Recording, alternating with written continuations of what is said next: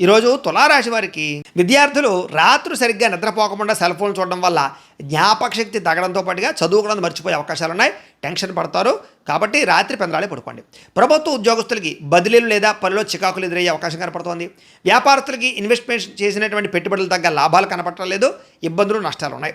స్త్రీలకి పరపురుష వ్యామోహము, అలాగే కుటుంబం గౌరవం దెబ్బతినేటటువంటి పనులు చేయడం జరిగే అవకాశాలు ఉన్నాయి. కాబట్టి శారీరక కోరికలు అదుపులో పెట్టుకోవాలి.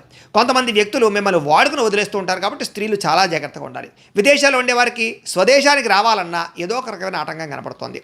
అలాగే ఆదాయం కన్నా ఖర్చులు అధికంగా కనపడుతున్నాయి. మనస్తాపం కనపడుతోంది. పాత అప్పులు తీర్చడం కోసం మళ్ళా కొత్త అప్పులు చేయవలసిన పరిస్థితి కనపడుతోంది. ప్రయాణాల్లో తొందరపాటు వల్ల ఇష్టమైనటువంటి వస్తువులు, సెల్ ఫోన్లు లేదా డాక్యుమెంట్లు, పర్సులు పోగొట్టుకునే అవకాశం ఉంది. కాబట్టి కంగారుగా ప్రయాణాలు చేయకండి. కుటుంబంలో ఆస్తి తగాదాలు రావడం వల్ల గొడవలు అధికమయ్యే పరిస్థితి కనపడుతోంది. అప్పనంతలు వచ్చే అవకాశం కనపడుతోంది. కొత్త వ్యక్తులు మాత్రం నమ్మకండి. ఆరోగ్యం పట్ల చిన్న చూపు పనికిరాదు. ఏదైనా చిన్న చిన్న సమస్యలున్నా ఖచ్చితంగా డాక్టర్కి చూపించుకోండి. ప్రేమికుల మధ్య గొడవలు, బ్రేకప్స్ జరిగే అవకాశం కనపడుతోంది. భార్యాభర్తల మధ్య ఈగో పెరిగిపోవడం వల్ల, ముఖ్యంగా ఇంట్లో పిల్లలు పెద్దల వల్ల కొత్త సమస్యలు కనపడుతున్నాయి. కాబట్టి జాగ్రత్తగా ఉండండి.